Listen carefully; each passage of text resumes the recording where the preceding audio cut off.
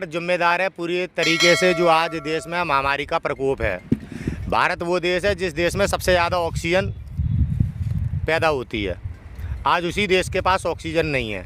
कारण क्या है? क्योंकि हमारे देश की सरकार का फेलियर है। दूसरी बात, अब बड़े तरह से हमारे देश में आजकल high court, supreme court corona को लेकर बड़े परेशान हैं।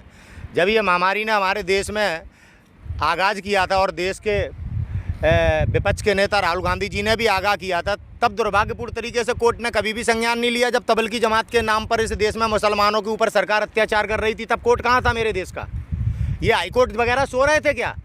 आज जिस प्रकार से सरकार का विरोध पूरे देश में किया जा रहा है, किसान आंदोलन जो कि पूरे विश्व में प्रख्यात है, सरकार जिसका जो मंशाएं हैं वो देश के सामने आ गई कि किस प्रकार से सरकार सबका साथ सबका विकास के नाम पे देश को बेच रही है, देश को नीलाम कर रही है, किसानों से उनकी ज़मीन छीनना चाहती है। अब आज कोर्ट किसान आंदोलन को उठवाने के लिए ये षड्यंत्र कर रहा है। कोर्ट पहले क्यों नहीं बोला? आज क्यों बोल रहा है कोर्ट? जब पहले हमारे देश में पीएम ने बिना सोचे समझे लॉकडाउन कर दिया और इस देश में तमाम गरीब यहाँ से भूख से तड़प के मर गए, तब दिल्ली का हाईकोर्ट कहाँ था? कहाँ थी दिल्ली की न्यायपालिकाएं? खामोश थे ये लोग। आज केवल किसानों के आंदोलन को उखड़वाने के लिए नरेंद्र मोदी के खिलाफ जो विरोध पूरे भारत में नहीं पूरे विश्व में विरोध है। कोई देश आज नरेंद्र मोदी की नीति से खुश नहीं है, कोई देश। आज इस विरोध को दबाने के लिए आज हाईकोर्ट हमें दिखा रहा है कि हाईकोर्ट क्या कर सकता है। जब हमारे देश में उत्तर प्रदेश में आपके सीएम उन लोगों के पोस्टर लगाते हैं जो लोग इस डेमोक्रेसी को बचाए हुए हैं, उन लोगों के पोस्टर लगा देते हैं कि ये लोग देश को गुमराह कर रहे हैं, तब कोर्ट कहाँ जाता है? बड़ा दुर्भाग्यपूर्ण स्थिति से आज हमारा देश गुजर रहा है।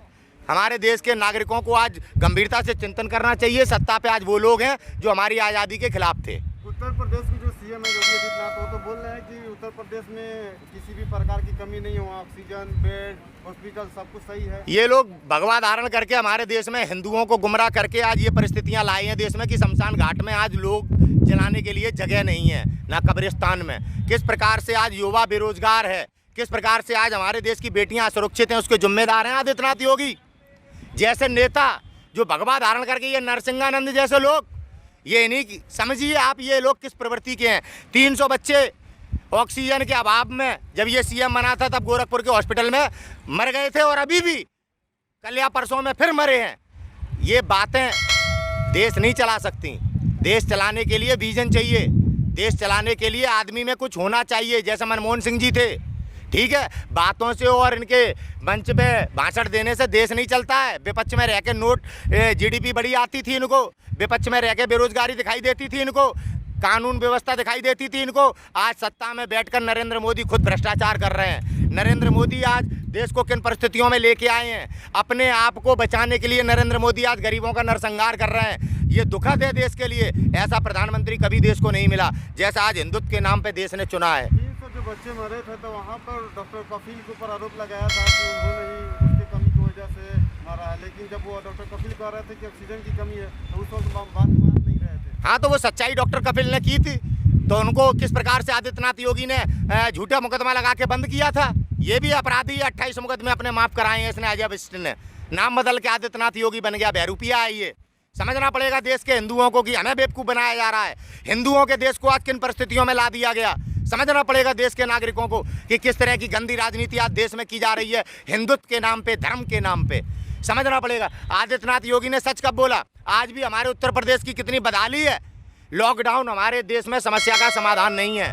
लॉकडाउन करके देश की अर्थव्यवस्था और बदहाल होगी। लॉकडाउन करने से गरीब मरेगा। लॉकडाउन केवल नरेंद्र मोदी को बचाने के लिए है, क्योंकि नरेंद्र मोदी की कुर्सी आज खतरे में है। नरेंद्र मोदी के खिलाफ आज देश में आक्रोश है। उस आक्रोश को इस महामारी के प्रचार के माध्यम से लोगों को डराकर धमकाकर आप नरेंद्र मोदी के प्रति आक्रोश को खत्म नहीं कर सकते। पहले विरोध था, अब नरेंद्र मोदी के विरोध में क्रांति है पूरे देश में।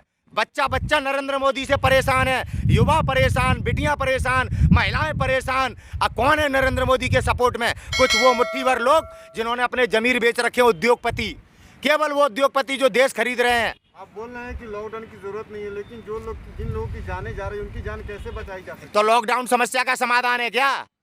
आपने लड़ने के लिए क्या करा? महामारी से लड़ने के लिए ऑक्सीजन की हमें पर्याप्त मात्रा चाहिए थी। महामारी से लड़ने के लिए हमें पीपी किट चाहिए थी। महामारी से लड़ने के लिए हमें तमाम वो सुविधाएं चाहिए थी जिन सुविधाओं के अभाव में आज लोग आज मर रहे हैं। ये सरकार गिरा रहे थे, ये विधायक खरीद रहे थे, ये एमएलए खरीद रहे थे। आज लॉकडाउन करके हमारे किसान आंदोलन को उठाने का प्रयास किया जा रहा है। समझ नहीं रहा क्या देश राजनीति? ऐसी गंदी राजनीति आजाद भारत में कभी नहीं हुई जो राजनीति आज भारतीय जनता पार्टी और ये नरेंद्र मोदी हमारे देश के साथ कर रहे हैं। देशवासियों को देश बचाना होगा। आज कुछ गद्दार हमारे देश में किस प्रकार से आकार मचाए हुए हैं ये जनता को समझना पड़ेगा। डर समस्या का समाधान नहीं है। डर समस्या का समाधान नहीं है। डर गुलाम बना देगा। याद रखना, डर गुलाम बना देगा। कोरोना से बचने के लिए प्रधानमंत्री ने पीएम केयर फंड खुलवाया था, तो उससे आप लोग को सुविधा नहीं मिल रहा क्या? प्रधानमंत्री ने पीएम केयर फंड अपने लिए हवाई जहाज खरीदने के लिए, अपने शौक मौज करने के लिए खुलवाया था। लोगों को धमकी देके चंदा लिया था। जैसे गुंडे हफ्ता वसूली करते हैं वैसे पीएम केयर फंड में हफ्ता वसूली की गई। वरना इस फंड को, इसको पीएम केयर फंड को खोलने की जरूरत नहीं थी। पहले से ही हमारे देश में प्रधानमंत्री के केयर फंड अवेलेबल था। ठीक है, इन्होंने अपना अलग से खोला और उसका आज आप कोई ब्यौरा नहीं ले सकता। 20,000 करोड़ रुपए दिए ना थे। अरे यार 20,000 करोड़ की क्या औकात है? उसमें आया तो बहुत सारा पैसा है। 20,000 करोड़ का 20 लाख करोड़ रुपए भी ने पैकेज भी तो घोषित किया था। कौन से देश के नागरिक को क्या मिल गया? कहते हैं 24 लाख मकान दिए गरीबों को।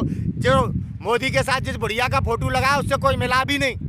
पूरे सोशल मीडिया पे लोगों ने दिखाया कि ये झूठा फोटो लगाया है। ऐसे देश को गुमराह करता है देश का प्रधानमंत्री। पद की गरिमा को भी धो दिया। जो पीएम पद की गरिमा होती है, हमें शर्म आती है कि इस देश का प्रधानमंत्री झूठा है। इस देश का प्रधानमंत्री कैरेक्टरलेस है, जो बेटियों को छेड़ता है, जो महिलाओं को छेड़ता है मंच के माध्यम से। दीदी ओ दीदी, बेगम बना लो बहन को, बुरमुड़ा पहना दो अपनी बड़ी बहनों को। इस प्रकार की गंदी राजनीति मंच से करते हैं ये गुंडे जो आपके देश में आज बड़े बड़े पदों पे बैठे हैं, जिन्हें तुम पीएम और जिन्हें तुम गृह मंत्री कहते हो। ये सच है। अगर देश में सच बोलना जुर्म है तो इस देश में ये जुर्म होता रहेगा। आज देश का हाल बद से बदतर है, लेकिन इस हालत में भी कंगना रनौत जो है वो ट्विटर पर ट्रेंड करती है कि भारत का वीर पुत्र मोदी। उसके लिए क्या कहेंगे आप? शर्म आती है कि भारत का प्रधानमंत्री मोदी है, और शर्म आती है कि ये फिल्म जगत में बैठे लोग इस कैरेक्टर के निकले कि जो आज देश की बर्बादी देख रहे हैं और सहयोग कर रहे हैं उन लोगों का जिन्होंने देश बर्बाद किया। कंगना रनावत क्या है? कंगना रनावत क्या वैल्यू है इसकी? आप मेघा पाटकर जैसी समाज सेविका के ऊपर यूएपीए के मुकदमे लगाते हो, जिसने अपना पूरा जीवन हमारे देश के नागरिकों की सेवा में कर दिया, और जो अपना तन उसके लिए कपड़े उतारती है अपनी पॉपुलरिटी के लिए, उसे तुम लक्ष्मीबाई कहते हो और उसके ट्विटर ट्रेंड की बात करते हो। ये है भारत की सभ्यता, ये है भारत के संस्कार। आज देश में ऐसी मानसिकता के लोग आ गए हैं जो बेटियों के बलात्कारियों को बचाते हैं, जो बेटियों पर महिलाओं पर हमला करते हैं, जो संविधान विरोधी हैं। आज उन लोगों के वो लोग सत्ता पे हैं। देश बचाना पड़ेगा। आज नौजवान को ये लड़ाई लड़नी होगी। अगर आज नौजवान ये लड़ाई नहीं लड़ेगा तो आगे आने वाले दिनों में जो तुमने बच्चे पैदा किए हैं ये किस प्रकार का जीवन जिएंगे आप कल्पना नहीं कर सकते हो। इस संविधान ने चूल्हे से मेरी देश की बेटियों को निकाल के आईपीएस डीएम कलेक्टर बनाया है, और ये नरेंद्र मोदी जैसे मानसिकता के लोग आज हमारी बेटियों को फिर चूल्हे में ले जाना चाहते हैं और व्यक्ति यानी कि मनुष्य की, आदमी की पैर की जूती बना देना चाहते हैं। देश में आज बेटियों को लड़ने की जरूरत है, डरने की जरूरत नहीं है। आज हम लड़ेंगे तो हम जीतेंगे, और नरेंद्र मोदी जैसे तानाशाह कभी नहीं जीते। इतिहास गवाह है, इनका पतन हुआ है, मोदी का भी पतन होगा। पतन होगा, लेकिन अनुपम खेर जो है वो लिखते हैं, ट्वीट करते हैं कि आएगा तो मोदी। अरे यार तुम इन जैसे गधों की बात करते हो ना। देश में कौन पूछता है अनुपम खेर है क्या? यार क्या है अनुपम खेर? उसकी बीवी उस पर हंसती है, आई समझ में? हाँ, हंसती है उस पर। प्योर टकला आदमी है वो। सड़क पे चलता है तो लोग हंसते हैं। तुम यार उसके सवाल कर रहे हो, जवाब कर रहे हो, और कोई तुम्हें देश में नागरिक नहीं मिला? ये 3 लाख कश्मीरी पंडितों का दुश्मन है ये, जिसकी बात तुम कर रहे हो। ऐसे लोगों की बात कर रहे हो तुम जो देश विरोधी हैं, जो आज हमारे देश में गरीबों की बात नहीं कर रहे, जो किसानों की बात नहीं कर रहे। अरे ये मोदी मोदी करने वाले वो जहरीले लोग हैं जिन्होंने पूरे देश को गुमराह किया, जिसके कारण तुमने सत्ता पे ऐसे अधर्मी को बैठाल दिया, जिसने देश का नाश कर दिया, जिसने देश तबाह कर दिया। केवल आंखों से देखने की जरूरत है। कुछ उद्योगपतियों के हाथों में देश देकर तुमको गुलाम बनाया जा रहा है। ये वास्तविकता देखो। कुछ लोगों का कहना है अगर मोदी जी नहीं होते तो पता नहीं क्या हाल होता। हाँ, मोदी जी के पैदा होने से पहले तो देश था ही नहीं है। इन चिलम चोरों के पैदा होने से पहले तो देश था ही नहीं। 2014 से पहले तो देश चल नहीं रहा था। कहाँ इनकी महत्वपूर्ण भूमिका है जिस पर हम ये माने कि मोदी की वजह से आज देश देख रहे हो कहाँ पहुँच गया। अभी आगे आने वाले दिनों में मोदी की वजह से भीख मांगते फिरोगे आप लोग भी। आप लोग के यूट्यूब चैनल पे भी कानून बना दिया, सच ना दिखा सको।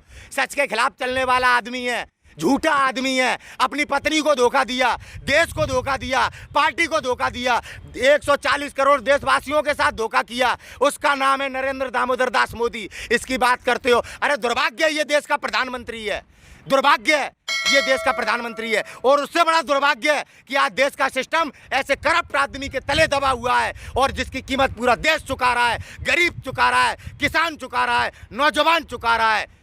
लेकिन मोदी जी ने तो 5 ट्रिलियन अर्थव्यवस्था बनाने की। अबे टोटल टपोरी आदमी है। इसने जो बोला वो हुआ कहाँ, हुआ कहाँ?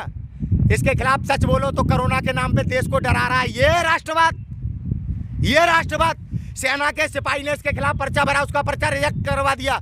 सेना अपने ऊपर हो रहे अत्याचार, अपने ऊपर हो रहे शोषण की बात करती है तो उसको सस्पेंड कर दिया जाता है, निकाल दिया जाता है। और ये देश बेच रहा है। इसने हमारे देश में चाइना से कब्जा करा दिया। कहाँ है मातृभूमि प्रेम, कहाँ है देशभक्ति, कहाँ है राष्ट्रभक्ति? कोई जवाब क्यों नहीं देता? कुछ लोगों का कहना है कि हमारे देश का डंका बज गया है मोदी जी के आने से। डंका बज गया घंटा। पाकिस्तान से नीचे, बांग्लादेश से नीचे जिस देश को हमने बनाया, उस देश से नीचे हम भिखारी हो गए। बांग्लादेश हमसे आगे है। क्या डंका बचाया, क्या डंका बजा है? बातों के डंके से देश चलते हैं। आज ये लोग मर रहे हैं, डंका बज तो रहा है, बज तो रहा है डंका। हमारे देश की ऑक्सीजन फ्री में देके 7 गुना पैसों से 7 गुना महंगी ऑक्सीजन ले रहा है और घाटे में दिखा के कंपनी बंद कर देता है। आज ऑक्सीजन से लोग मर रहे हैं। जो ऑक्सीजन का प्लांट हमारे देश में दुनिया में सबसे ज्यादा ऑक्सीजन बनाता है उसे बेच रहा है तुम्हारा ये करप्ट मोदी। चोर मोदी, चोर है मोदी। आप प्रधानमंत्री जी को चोर कह रहा हूं। जब ये कह सकते हैं मनमोहन सिंह जी को चोर, तो मैं नहीं कह सकता। राजपूतू डंके की चोट पे बोलता हूं और जिससे जो उखाड़ पाए वो उखाड़ ले। मना नहीं है किसी से। हमारा भी समाज है, औकात बता देगा। तेली को तेली की, बनिया को बनिया की।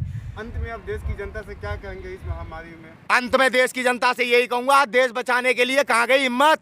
गाली देना और जय महाराणा करने से राष्ट्रभक्त नहीं बनते। आज हमारी उस भारत माता पर हमला किया जा रहा है जिस देश में हम तुम पैदा होकर आज तरक्की करे। केवल आपको गुमराह करके देश बचाओ। भगत सिंह ने बलिदान दिया था हमारी आपकी आज़ादी के लिए। आज वो आज़ादी छीनी जा रही है। हम जीते जागते लोग हैं, अपने सामने अपनी आज़ादी छीनते हुए देख रहे हैं क्योंकि हम कायर हैं, स्वार्थी हैं। आज हिम्मत दिखाओ, डरो मत, लड़ने का प्रयास करो। जीत हमारी होगी। कल भी हारा था ये संघ और ये अंग्रेज और आज भी हारेंगे। जीतेगा नहीं मोदी ना शाह। याद रखना, जीत अंत में गांधी की होगी, जीत अंत में भारतीयों की होगी, जीत अंत में हमारी होगी।